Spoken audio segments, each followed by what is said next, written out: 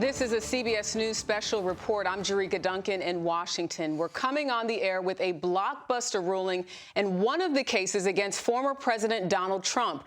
A New York judge just ruled in the civil fraud case that Trump is liable of falsifying business records, conspiracy, and issuing false financial statements, among other claims. Now, Trump and the Trump Organization is now expected to repay more than $354 million. New York Attorney General Letitia James had accused the former president and his organization of overstating his net worth in order to win favorable terms on loans. In September, New York Supreme Court Judge Arthur Engoron found Trump had committed fraud for more than a decade, but had not yet ruled on 6 other claims that we just learned about today. CBS News chief election and campaign correspondent Robert Costa joins me now. Bob, does today's ruling mean, what does it mean, rather, for the former president? We know this is not a criminal case. This really affects his business dealings. Jericka, good to be with you. This is not a criminal case. It is a civil fraud case. But this penalty is sweeping in scope. Former President Donald Trump and his co-defendants in this case ordered today by Judge Arthur Engoron to pay out more than $300 million, about $350 million in damages, because he believes that the Trump Organization, led by former President Trump for many years, defrauded the state of New York. And not only is there a financial penalty as part of this ruling, a very comprehensive ruling by Engoron, we're also seeing former President Donald Trump being barred from being a director or leader of any corporation in the state of New York for the next 3 years. That's a directive for not only Trump, but other co-defendants in this case, including the former chief financial executive at the Trump Organization, Alan Weisselberg. And Donald Trump's own sons, Eric Trump and Donald Trump Jr., are barred from being in an executive or leadership main position at a New York company for the next 2 years. Now, for some people, this kind of ruling maybe wouldn't be that dramatic. But for the Trump family, which is so intertwined with the Trump Organization, going back to Fred Trump, the former president's father, who built all of these developments in the New York City boroughs in the 1960s and 1970s, and then Trump as he developed his own properties in the 80s and 90s. The family is the business. And Trump has so much of his valuation as part of his brand, as part of his marketing value. And now he is going to likely have to find significant amount of cash to pay out this penalty. And as he pays out this penalty, he will, of course, try to appeal it in the coming months, but he will also be under a cash crunch. He's facing the E. Jean Carroll civil penalty of over $80 million. He was found liable of rape in that civil case in New York. And for someone who doesn't have his whole business in cash, this is a real challenge facing him. We don't have direct details on how he's going to pay it out yet and the timeline for how he will be ordered to do so. But what's important to know here is over $300 million now could be coming out of the Trump coffers to the state of New York. And while he pays that out, he can't work as an executive in the state. All right. That's absolutely right. I'm joined now here with Scott McFarland and Major Garrett. I want to talk to you about Donald Trump's children, because there are moments where the judge mentions them in this as well. You guys are just going through the documents right now. I just got them handed to me here. But as we're learning about more of the details, what more can you say about the children involved in all of this? The judge is pretty emphatic about this and unequivocal, saying Donald Trump Jr. and Eric Trump, according to sufficient evidence, intentionally falsified business records, and the penalties extend to them, too. They are also banned now from running a corporation in the state of New York for 2 years. You'll also recall during the trial, they took the stand. So did Ivanka Trump, and those are some of the most powerful moments of the trial. Ivanka Trump there for hours answering questions about what her brothers, her father, and she did with this corporation. It truly was part of the spectacle that was this trial, but in the meat of this judgment is a ban on the sons from running a business and a clear statement from the judge they were intentional in their falsifications. And Major, I want to turn to you because you've been covering all parts of everything related to Donald Trump, and not just this case, but the other ones as well. What type of impact does this have on his campaign, especially knowing just recently we learned about the March 25th start of the trial? Well, he will have to be present for several weeks. Sure. So we have lots of different legal buckets where the former president is involved. You have criminal, you have civil. This is civil, but this is much larger than that. It's reputational. This strikes at the very heart of Donald Trump's larger American story of being an aggressive deal maker who makes things happen and who builds fortunes for himself and for others. And what this case has always been about is, was there something illegitimate about all those representations within the Trump real estate empire? Were things valued more than they were worth? Were things misrepresented to momentarily provide financial advantage to the Trump family or the Trump organization at some harm either to the state of New York or to creditors or borrowers? And this case is really about, yes, in fact, when you look at the numbers and when you scrutinize everything that was marketed about the Trump brand and the Trump name, it didn't add up. And no case on the docket in the last 2 years has more infuriated the former president than this one. It was personal, without a doubt. I want to turn now to political campaign reporter Katrina Kaufman. She's been following many of the former president's legal troubles. Are you surprised at all by this? Obviously, Letitia James, the Attorney General in New York, asking for $370 million, but $354 million. And it's probably assumed that Trump will appeal this. Of course he'll appeal. They've been making that clear since day one of this case, that they knew that they were going to lose and that they thought that they would win this case on appeal. I can't say that I'm surprised by this ruling. It is almost what Letitia James asked for. And I was struck by a part of it where the judge talks about the lack of contrition. He says it borders on almost pathological, and that the only thing that Trump would even admit was a mistake was the size of his triplex, which Trump actually did during the closing arguments when he, in court, started speaking for about 5 minutes, really unauthorized by the judge, and I think accidentally admitted that that was a mistake. And as far as some of what we're talking about in reference to his other legal woes, how do you think this will impact some of the other, the upcoming trial that I just mentioned starting next month, only because it seems that it hasn't necessarily affected him on the campaign trail. Does this sort of start to change the tide, if you will? I think it impacts him financially. As Bob was saying, he has huge debts to pay now. He has the E. Jean Carroll trial, that's $83.3 million, plus a previous $5 million.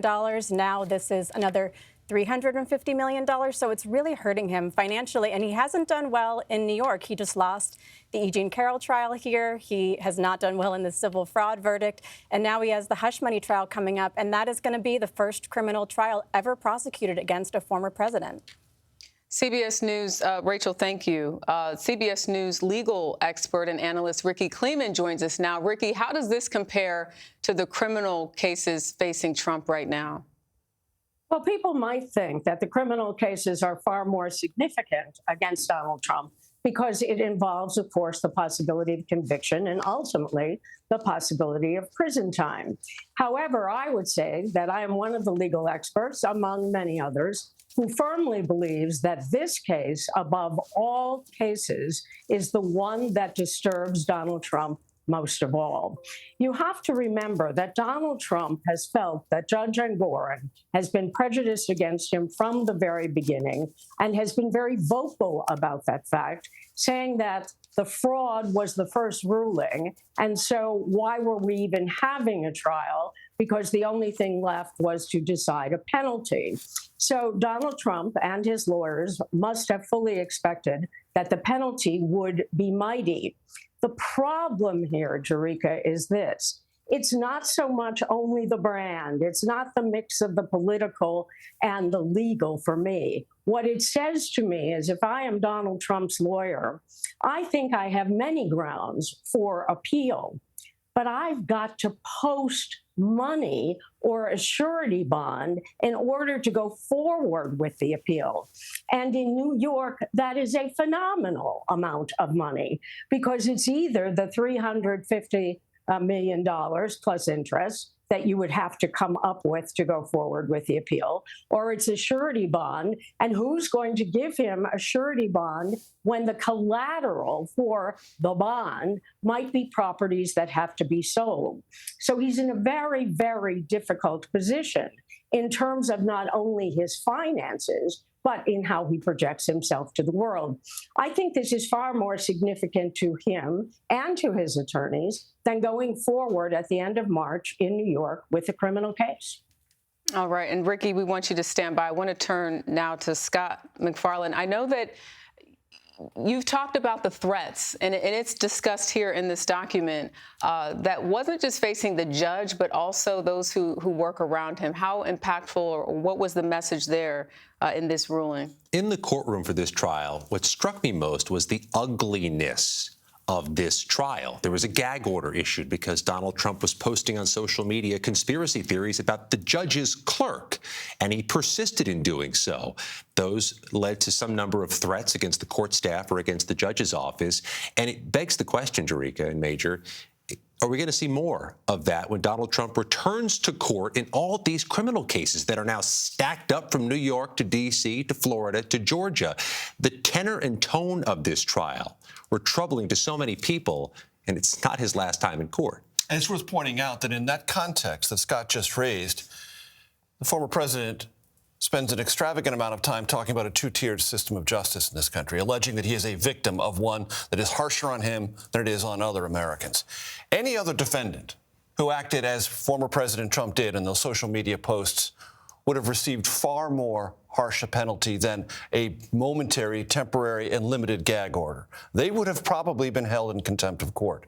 That was never even on the table for the former president. So in this conduct, in this space that he finds himself, where there's permissible room for him to threaten or create the atmosphere of threat around judicial proceedings, he is being encouraged, or at least entitled to something that most other Americans would be denied, and denied almost instantaneously. So you don't think this will have an impact in terms of his decorum or how he reacts or responds? It might or it might not. What we know that the record established so far is he has been given latitude no other defendant in this country would be. I want to turn to Robert Costa, who's standing by as well there in New York. You were also in the courtroom for some of this. Has Trump been using this civil trial as a campaign opportunity? It's been quite a scene, Jericka, to cover in New York over the past few months.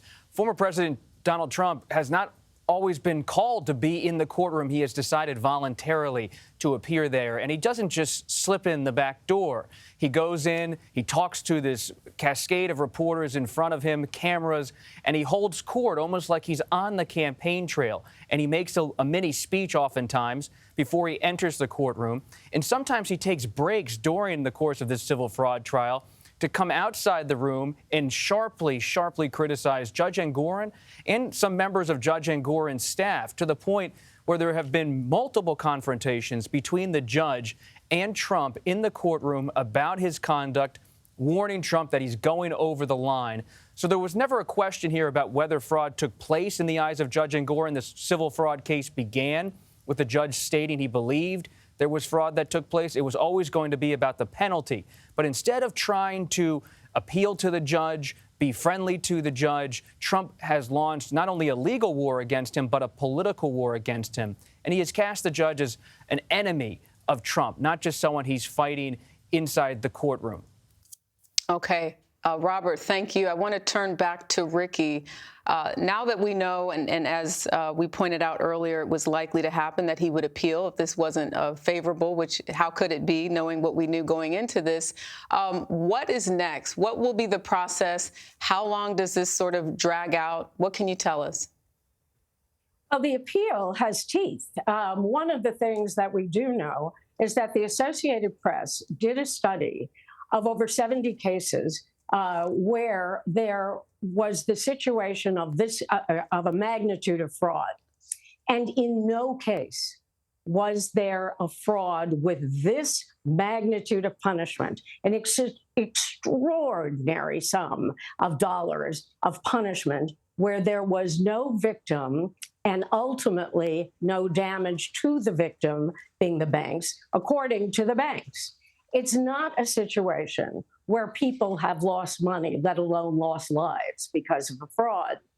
So when he goes forward through his lawyers with the appeal, assuming that he can come up with money to post for the appeal, he really does have a viable argument that this is a different justice system applying to him and to his business. And because we do not have someone who's saying, I was hurt.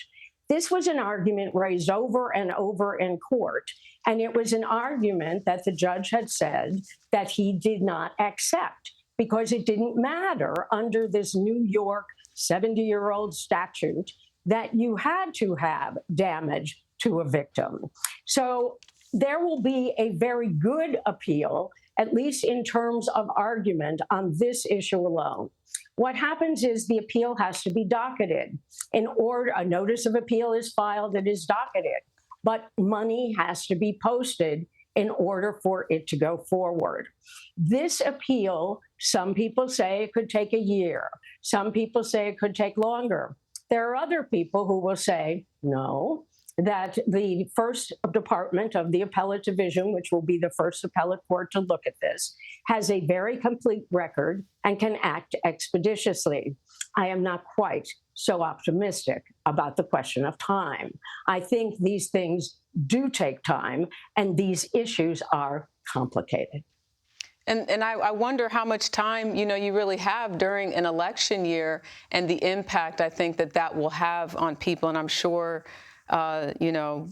we wait to find out. No one can speculate. But obviously, we've seen sort of this before. We know we've been talking about the various cases that he's involved with. And it seems to sort of, his supporters and whatnot are not taken aback by accusations, allegations, and we don't know what will be the outcome, obviously, with this latest development.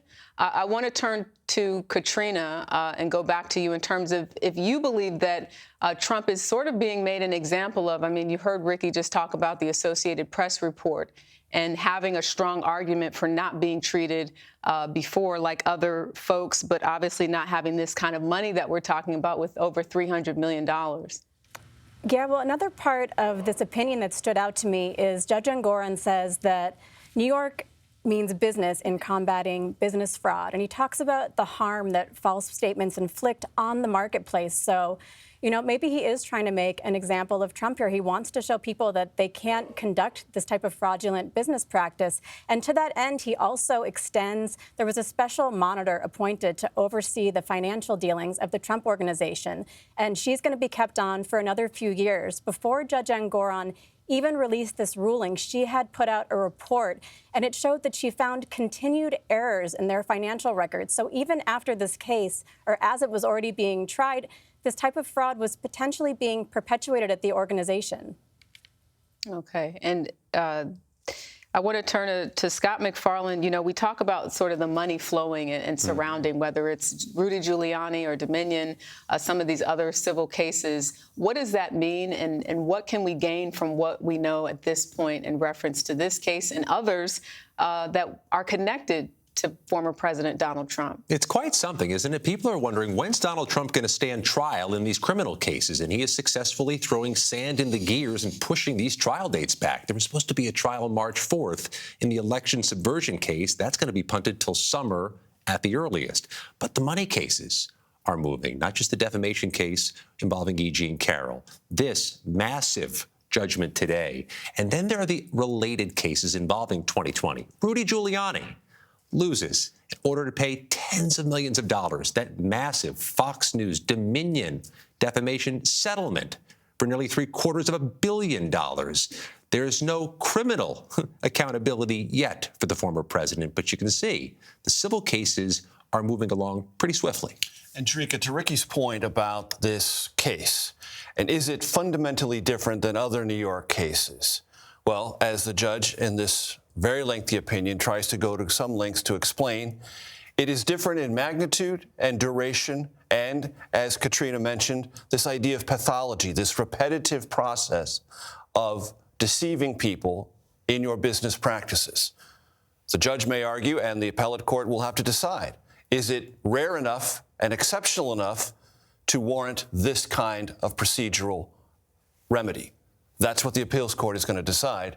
The Trump lawyers will say, no, this is only happening because it's a political effort to weaken the former president, and everyone involved with moving this case forward will say, no, your business practices are yours, you're the author of them, and you must be held accountable. Because, again, we've been at this table, and maybe not myself normally covering something like this, a special report, but you guys, without a doubt, what do you expect to hear from the former president? Do you think he comes out with a statement or speaks to the public today? Well, there's no question about that. And let's not ignore, Jericka, the racial component of this. The former president has said Letitia James, the Attorney General of New York, is a racist and is doing this for race-based reasons. He has played that aggressively. There's no evidence of that whatsoever, but that is part of his angry, volatile political response to this. Quite separate from what your documents say, what do the numbers add up to, what are the appraisals, what are the valuations? No.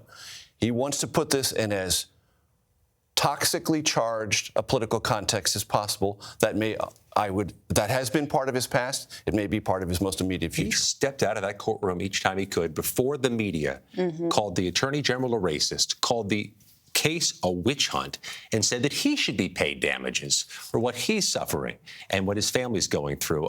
It has seemed to galvanize some level of political support for him, so I expect him to continue with that drumbeat. Because it's not over and we know there will be an appeal process, is this a win for Letitia James? It is a successful response to a case she brought. I'm not in the business of describing wins and losses for prosecutors or attorney generals.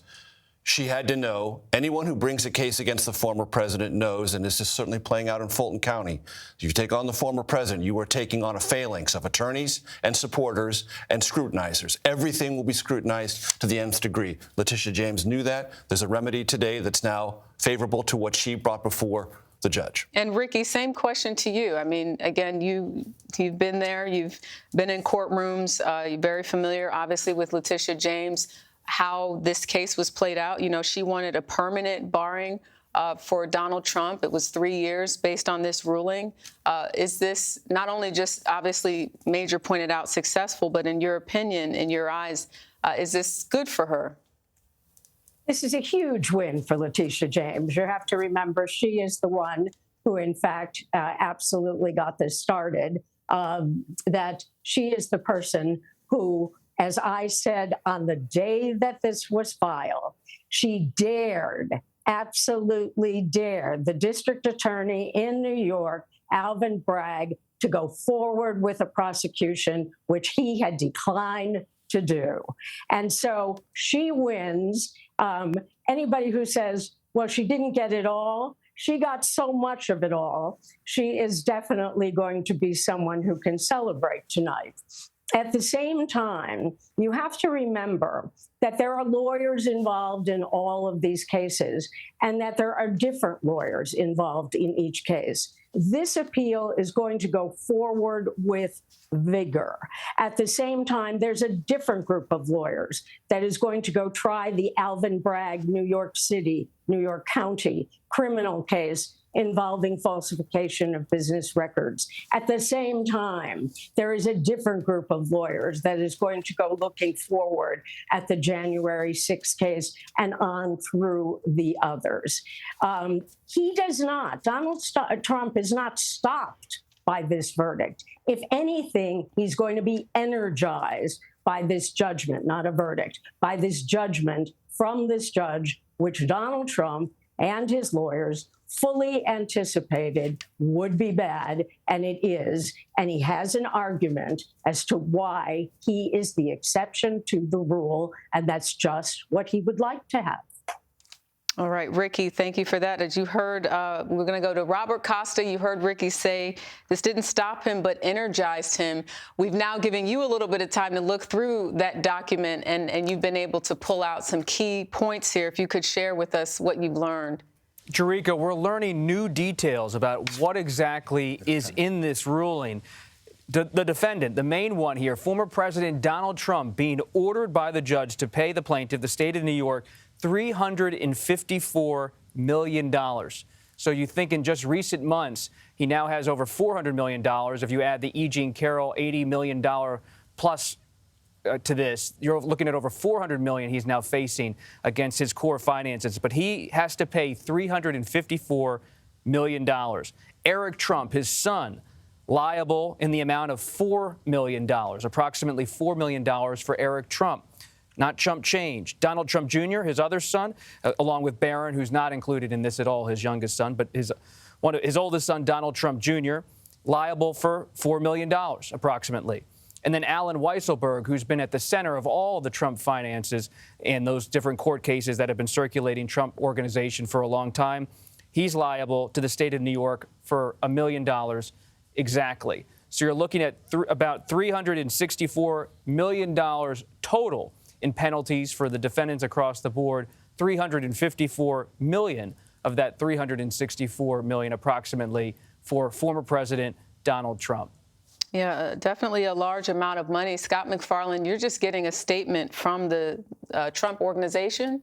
Yeah, and it echoes a lot of what Donald Trump had been saying outside the courthouse each day. He calls this a miscarriage of justice. And he makes this argument that he made regularly during the trial that if this stands, businesses will leave New York. Great businesses will exit the state. The statement includes this excerpt, Jericka. Every member of the New York business community, no matter the industry, should be gravely concerned with this gross overreach and brazen attempt by the Attorney General to exert limitless power where no private or public harm has been established. If allowed to stand, this ruling will only further expedite the continuing exodus of companies from New York. That is the rhythm he was trying to make a drumbeat outside court when he held forth during the trial. Jericka, there's also something worth noting on page 36 of this ruling, and it talks about a disagreement over the value of Mar-a-Lago, a property that the former president justifiably takes enormous pride in. Let me quote from this directly. Nonetheless, Donald Trump insisted that he believed Mar-a-Lago is worth between $1 billion and $1.5 billion, which would require not only valuing it as a private residence, which the deed prohibits, I'm still quoting here, but as more than the most expensive private residence listed in the country by approximately 400%. The essence of this case is the former president says things are valued as we say they are. And that's the only valuation that matters, what we say they are, not what they actually are, not what they're appraised at, not what their value is to bankers or insurers or others, and particularly tax collectors, where oftentimes the variance benefits the Trump Organization on both sides of the ledger, favorable loan rates, lower taxes. This is an example of that. Just one of many examples. Robert Costa, I understand you just got a statement from one of Donald Trump's attorneys? That's correct, Jericka. Alina Habba, who we have seen in the courtroom alongside former President Donald Trump throughout the civil fraud trial, has just issued a statement to CBS News and other organizations following this case. She said this verdict is, quote, manifest injustice. And she said, quote, given the grave stakes, we trust that the appellate division will overturn this egregious verdict and end this relentless persecution against my clients. And she says that if this stands as a ruling, quote, New York is no longer open for business. And this statement is indicative of what we're going to see in the coming months. We can't take the context out of this ruling away from what happened today. This happens in the middle of a presidential campaign.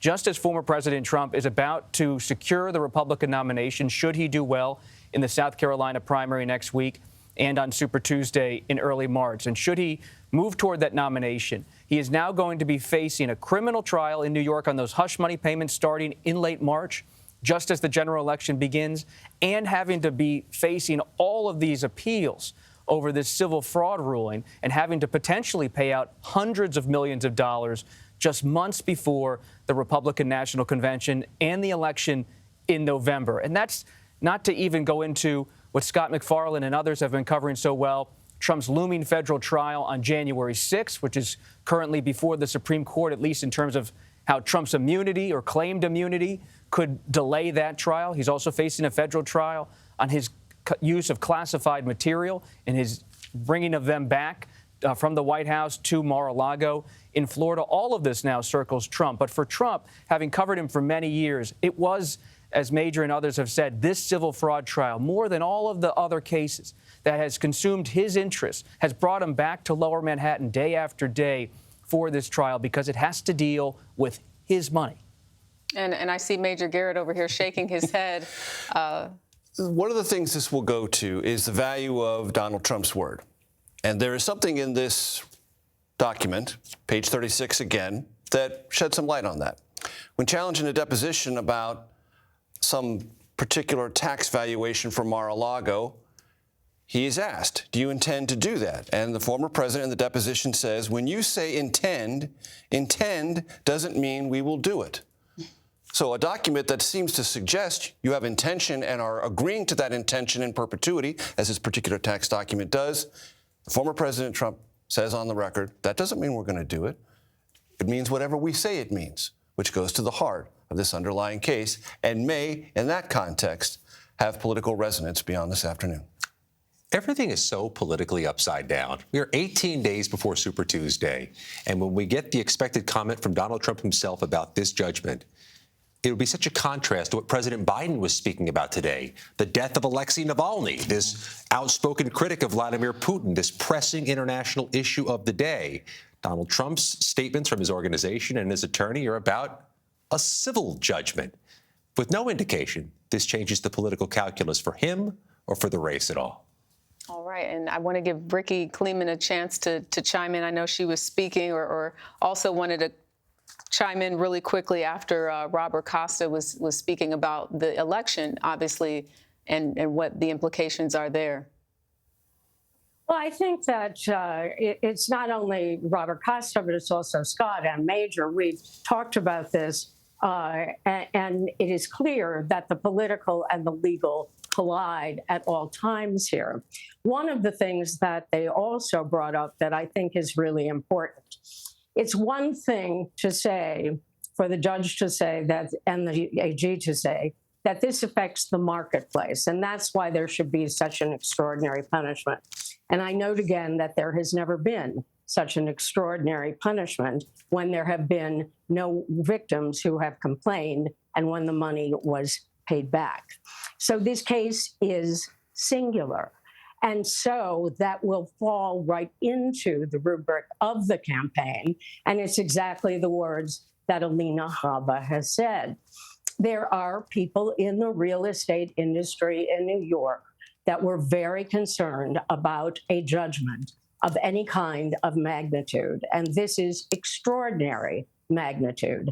And it has been said by people in the real estate industry that if it can happen to Donald Trump, it could happen to anyone if you want to wipe out an industry.